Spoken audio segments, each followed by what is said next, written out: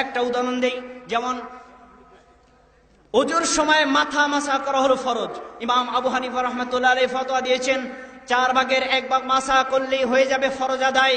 আর এক ইমাম বলেছেন পুরো মাথা ধুয়ে নিতে হবে। একজন ইমাম একটা ফতোয়া দিয়েছেন। 4 জনের 4 ফতোয়ার একটাও হাদিসের ফতোয়ার সাথে মিলে না।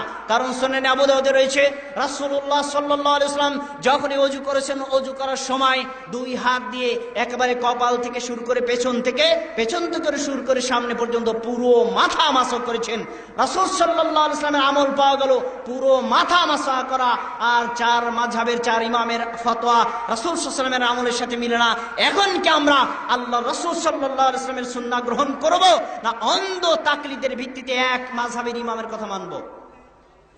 অবশ্যই একজন মুসলিম যদি বুদ্ধিমান লোক হয় তাকে বুঝতে হবে আমি রাসূল সাল্লাল্লাহু আলাইহি ওয়াসাল্লামের উম্মত, আমাকে অবশ্যই তার অনুসরণ করতে হবে। এছাড়া অন্য কোনো ব্যক্তির অন্ধ অনুকরণ করা যাবে না।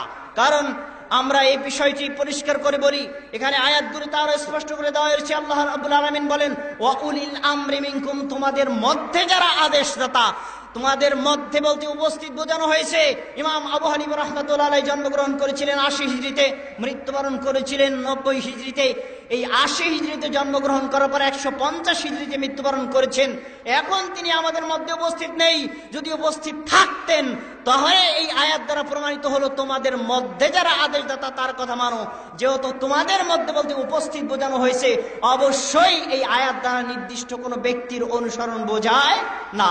আল্লাহ রাব্বুল আলামিন এই আয়াত থেকে যে উদ্দেশ্য করেছেন, এই আয়াতটি স্পষ্ট করার পরে ইমাম বুখারী রাহিমাহুল্লাহ একটা ঘটনা উল্লেখ করেছেন। ঘটনাটা সংক্ষেপে বলছি। সহিহুল বুখারী 4340 নম্বর হাদিস। আলী রাদিয়াল্লাহু তাআলা আনহু বলেন রাসূল সাল্লাল্লাহু আলাইহি ওয়াসাল্লাম এক যুদ্ধে আব্দুল্লাহ ইবনে হুযাফা রাদিয়াল্লাহু তাআলা আনহুকে আমির নিযুক্ত করে পাঠালেন। আব্দুল্লাহ ইবনে হুযাফা রাদিয়াল্লাহু তাআলা আনহু লোক নিয়ে মাঝখানে চলে গেলেন। যাওয়ার পরে কোন একটা কারণে রাগ করলেন। রাগ করে বললেন আলাইসা আমরুকুম নবী সাল্লাল্লাহু আলাইহি ওয়াসাল্লাম তাতিউনি, রাসূল সাল্লাল্লাহু আলাইহি ওয়াসাল্লাম কি নির্দেশ করেননি যে তোমরা আমার আনুগত্য করবে? ক্বালু বালা, তারা বলল অবশ্যই রাসূল সাল্লাল্লাহু আলাইহি ওয়াসাল্লাম আমাদেরকে নির্দেশ করেছেন আপনার আনুগত্য করতে। তিনি বললেন তাই যদি হয় তাহলে তোমরা আগুন জ্বালাও। তারা আগুন জ্বালালো। বলল এবার তোমরা আগুনের মধ্যে লাফ দিয়ে পড়ো। এই আগুনে লাফ দিতে পারার কারণে সাহাবীগণ দুটি দলে বিভক্ত হয়েছেন। এক দল ঝাঁপ দিতে ইচ্ছা করেছেন, আর এক দল বলেছেন না আমরা ঝাঁপ দিব না, অন্য দলকে বারণ করেছেন। এবং তারা বলেছেন ফারারনা ইলান নবী সাল্লাল্লাহু আলাইহি ওয়াসাল্লাম মিনান নার আফানাদখুলহা, রাসূল সাল্লাল্লাহু আলাইহি ওয়াসাল্লামের কাছে আমরা ফিরে এসেছি আগুন থেকে বেঁচে থাকার জন্য, এরপরেও কি আমরা এই আগুনে ঝাঁপ দিয়ে পড়ব? রাসূল সাল্লাল্লাহু আলাইহি ওয়াসাল্লাম এরপর যখন এই সাহাবীগণ সেখান থেকে চলে এসেছেন, রাসূল সাল্লাল্লাহু আলাইহি ওয়াসাল্লামের কাছে সাহাবীগণ অভিযোগ পেশ করেছেন। আল্লাহ রাসূল সাল্লাল্লাহু আলাইহি ওয়াসাল্লাম তাদের এই ঘটনা শোনার পরে যে কথা বলেছেন, প্রত্যেক তাকলিদ ব্যক্তি, প্রত্যেক মুকাল্লিদ ব্যক্তির কথাটি মুখস্থ রাখা দরকার। তিনি বলেছেন লাউ দাখালুহা মা খারাজু মিনহা ইলা ইয়াউমিল কিয়ামা, সেদিন যদি ওই সাহাবীর অন্ধ আনুগত্য করতে গিয়ে সেদিন আমার সাহাবীগণ ওই আগুনে ঝাঁপ দিয়ে পড়তো, তাহলে একবার ওই আগুনের মধ্যে প্রবেশ করতে তো করতো, কিয়ামতের আগ পর্যন্ত আর কখনো বেরিয়ে আসতে পারতো না। সম্মানিত দিনী ভাইরা, ইমাম বুখারী রাহিমাহুল্লাহ এই হাদিসটি এনেছেন কেন? 3টি কারণ লক্ষ্য করুন। এখানে রয়েছে আব্দুল্লাহ ইবনে হুযাফা রাসূল সাল্লাল্লাহু আলাইহি ওয়াসাল্লামের একজন সাহাবী, তিনি রাসূল সাল্লাল্লাহু আলাইহি ওয়াসাল্লামের একজন প্রিয় সাহাবী, তাই তাকে আমির বানিয়েছেন। 3, এই রাসূল সাল্লাল্লাহু আলাইহি ওয়াসাল্লাম সরাসরি বলেছেন এই আমিরের আনুগত্য করো। এই 3টি বৈশিষ্ট্য সাহাবীর রয়েছে। তারপরে বললেন যদি তোমরা তার অন্ধ আনুগত্য করে আগুনের মধ্যে লাফ দিয়ে পড়তা অবশ্যই তোমাদেরকে জাহান্নামে যাওয়া লাগতো। এই 3 বৈশিষ্ট্য কোনো ব্যক্তির মধ্যে পাওয়া যায় না। তাহলে 3টা বৈশিষ্ট্য যদি না পাওয়া যায় তাহলে কি তার অন্ধ আনুগত্য করা যেতে পারে? কখনোই না। আসুন এর বিপরীতে ইত্তেবায়ে সুন্নাহ, কোরআন এবং সুন্নাহ অর্থাৎ আল্লাহ রাব্বুল আলামিন বাণী, কোরআনের বাণী, রাসূল সাল্লাল্লাহু আলাইহি ওয়াসাল্লামের বাণী, হাদিস অনুসরণের ব্যাপারে আল্লাহ রাব্বুল আলামিন অসংখ্য বাণী দিয়েছেন। রাসূল সাল্লাল্লাহু আলাইহি ওয়াসাল্লাম অসংখ্য হাদিস পেশ করেছেন। বাছাই করা কয়েকটা আয়াত আপনাদেরকে পেশ করছি। আল্লাহ রাব্বুল আলামিন সূরাতুল আলে ইমরান 31 নম্বর আয়াতে বলেন কুল ইন কুনতুম তুহিব্বুনাল্লাহ, হে নবী তুমি বলে দাও যদি তোমরা আল্লাহ তাআলাকে ভালোবাসো ফাত্তাবিউনি, আমার অনুসরণ করো, ফাত্তাবিউনি, আমার অনুসরণ করো। একজন মাত্র ব্যক্তি বোঝানো হয়েছে, এছাড়া পৃথিবীর কোনো ব্যক্তি আমার এই শব্দটার মধ্যে যুক্ত হতে পারবে না। আল্লাহ রাব্বুল আলামিন বললেন, হে পৃথিবীর মানুষ, তোমরা যদি দাবি করো আল্লাহকে ভালোবেসে থাকো, তাহলে তোমাদের উচিত হবে একমাত্র মুহাম্মদ সাল্লাল্লাহু আলাইহি ওয়াসাল্লামের ইত্তেবা করা, অর্থাৎ রাসূল সাল্লাল্লাহু আলাইহি ওয়াসাল্লামের সুন্নাতের অনুসরণ করা, মানে তার হাদিসের অনুসরণ করা। কি হবে? আল্লাহ রাব্বুল আলামিন বলছেন ইউহিব্বুকুমুল্লাহ, তাহলে আল্লাহই তোমাদেরকে ভালোবাসবেন, ওয়া ইয়াগফির লাকুম যুনুবাকুম, আল্লাহ তোমাদের পিছনের সব গুনাহ মাফ করে দিবেন। সম্মানিত দিনী ভাইরা, আল্লাহ রাসূলের আনুগত্য করলে আল্লাহ পিছনের সব গুনাহ ক্ষমা করে দিবেন।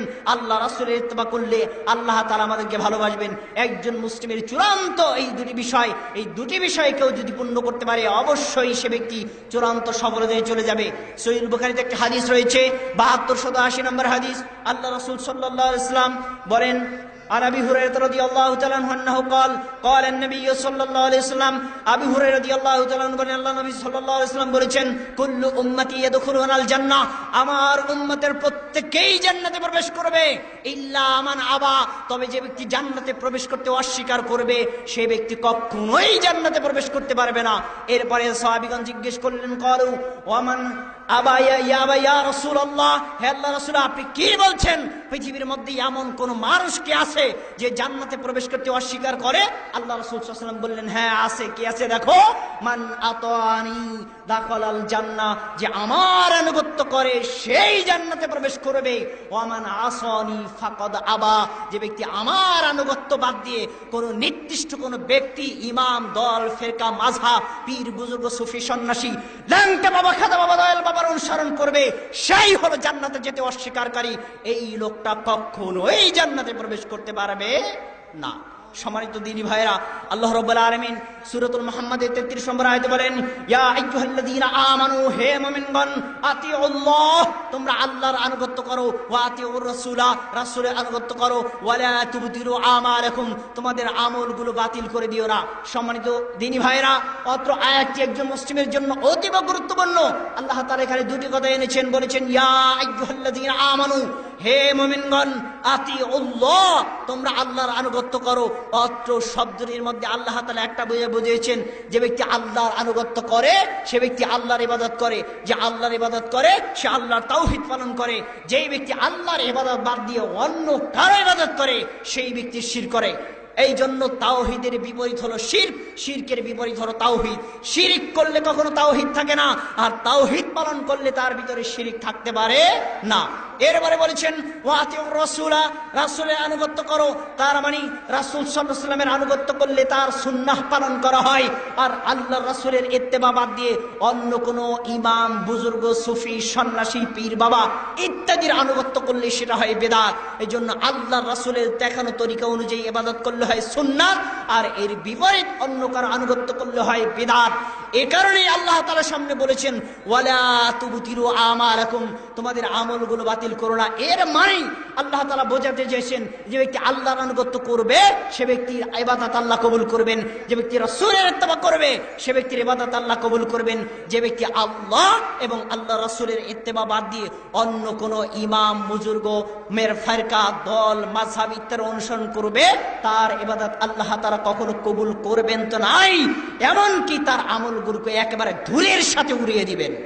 সম্মানিত দিনী ভাইরা, অনুরূপভাবে আল্লাহ রাব্বুল আলামিন আরো বলেন সূরাতুল আলে ইমরান 32 নম্বর আয়াতে আল্লাহ তাআলা বলেন, কুল, হে নবী আপনি বলুন, আতিউল্লাহ, তোমরা আল্লাহর অনুসরণ করো, ওয়া আতিউর রাসূলা, রাসূলের অনুসরণ করো, ফাইন তাওয়াল্লাউ, যদি তোমরা আল্লাহ এবং আল্লাহ রাসূলের ইত্তেবা থেকে মুখ ফিরিয়ে নাও, ফাইন্নাল্লাহা লা ইউহিব্বুল কাফিরিন, জেনে নাও আল্লাহ তাআলা কাফেরদেরকে কোনো সময়ের জন্যই পছন্দ করেন না।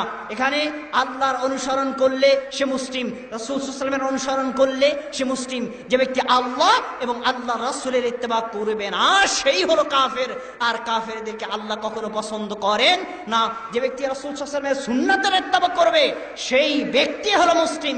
রাসূল সাল্লাল্লাহু আলাইহি ওয়াসাল্লামের সুন্নাতের ইত্তেবা বাদ দিয়ে কোনো দল, মত, মাযহাব, ফিরকা ব্যক্তির অন্ধ অনুকরণ করলে সেই ব্যক্তি আর মুসলিমদের তালিকায় থাকতে পারে না। সম্মানিত দিনী ভাইরা, আমরা আসুন একমাত্র রাসূল সাল্লাল্লাহু আলাইহি ওয়াসাল্লামের সুন্নাতের অনুসরণ করি, আর আল্লাহ রাসূল সাল্লাল্লাহু আলাইহি ওয়াসাল্লামের সুন্নাতের অনুসরণ বাদ দিয়ে যত পথ এবং মত রয়েছে সবগুলোকে বাতিল করি।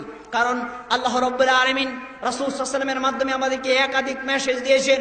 একজন লোক যদি মৃত্যুবরণ করে, মৃত্যুবরণ করার পরে যখন কবরে শোয়ায় রাখা হয়, তখন তাকে 3টি প্রশ্ন করা হয়। এই 3টি প্রশ্নের মধ্যে দ্বিতীয় প্রশ্নটি অতীব গুরুত্বপূর্ণ।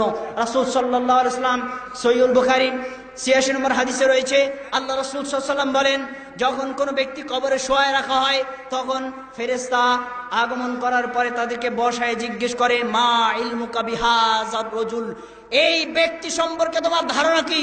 যদি ফাআম্মাল মুমিন, লোকটি যদি মুমিন হয় অর্থাৎ আল্লাহর উপর বিশ্বাসী ছিল, রাসূল সাল্লাল্লাহু আলাইহি ওয়াসাল্লামের বিশ্বাসী ছিল, এই দুটি বিষয়ের উপর বিশ্বাস থাকলে সে বলে হুয়া মুহাম্মাদুর রাসূলুল্লাহ, তিনি হলেন আল্লাহর রাসূল মুহাম্মদ। জাআনা বিল বাইয়িনাতি ওয়াল হুদা, তিনি আমাদের কাছে স্পষ্ট প্রমাণ নিয়ে এসেছিলেন, হেদায়েত নিয়ে আগমন করেছিলেন। ফাজাবানা, আমরা তার ডাকে সাড়া দিয়েছিলাম। ওয়াত্তাবানা, এবং তার অনুসরণ করেছিলাম। এই জবাব যে দিবে তার উত্তরে রাসূল সাল্লাল্লাহু আলাইহি ওয়াসাল্লাম বলেন, তখন ফেরেশতাগণ বলেন, কদ আলিমনা ইন কুনতা লামুকিনান নাম সালিহান, তুমি শান্তিতে ঘুমিয়ে থাকো, আমরা বুঝতে পেরেছি অবশ্যই তুমি তার উপর বিশ্বাসী ছিলে। আর রাসূল সাল্লাল্লাহু আলাইহি ওয়াসাল্লাম বলেন, যদি লোকটা আল্লাহর রাসূলের ইত্তেবা না করে, সে ব্যক্তি মুমিন না হয়, মুনাফিক হয়, তখন সে বলে লা আদরি আইয়ু যালিকা সামিউতুন নাস ইয়াকুলুনা ফাকুলতুহু, আমি জানি না কি বলবো, লোকেরা যা বলতো আমি তাই বলতাম। এই কথা যে ব্যক্তি বলবে, সহিহুল বুখারীর এই 1338 নম্বর হাদিসে রাসূল সাল্লাল্লাহু আলাইহি ওয়াসাল্লাম তার জবাবে বলেন, সুম্মা ইউদরাবু বিমাত্রাকাতিন মিন হাদিদ, অতঃপর একটি লোহার হকিস্টি নিয়ে আসা হবে, দরবাতাম বাইনা উযুনাইহি, দুই কারার মাঝখানে এত জোরে বাড়ি মারবে, ফায়াসিহু সাইহাতান ইয়াসমাউ মাইয়ালিহা সাকালাইন, এই আঘাত খাওয়ার পরে এত জোরে চিৎকার মারবে, জিন এবং মানুষ ব্যতীত পৃথিবীর সব প্রাণী শুনতে পাবে। নাউযুবিল্লাহি মিন যালিক। সম্মানিত দিনী ভাইরা, সেদিন জিজ্ঞেস করা হবে না কোন দল, মত, ফিরকা, মাযহাব অথবা ইমামের অনুসরণ করা হয়েছে কিনা, একমাত্র রাসূল সাল্লাল্লাহু আলাইহি ওয়াসাল্লামের ইত্তেবার কথা জিজ্ঞেস করা হবে। আর এই ইত্তেবার প্রশিক্ষণ দেওয়া হয় আহলে হাদিস আন্দোলন বাংলাদেশ থেকে। আসুন আমরা সকলেই কোরআন এবং সুন্নাহ অনুসরণ করি এবং যাবতীয় যত এই জাহেলি মতবাদ, তাকলিদ এবং অন্ধ অনুসরণ বর্জন করি। আল্লাহ তাবারক ওয়া তাআলা আমাদের সকলকে তৌফিক দান করুন, আমিন। সুবহানাকাল্লাহুম্মা ওয়া বিহামদিকা আশহাদু আল্লা ইলাহা ইল্লা আনতা আস্তাগফিরুকা ওয়া আতুবু ইলাইক। আসসালামু আলাইকুম ওয়া রাহমাতুল্লাহি ওয়া বারাকাতুহু।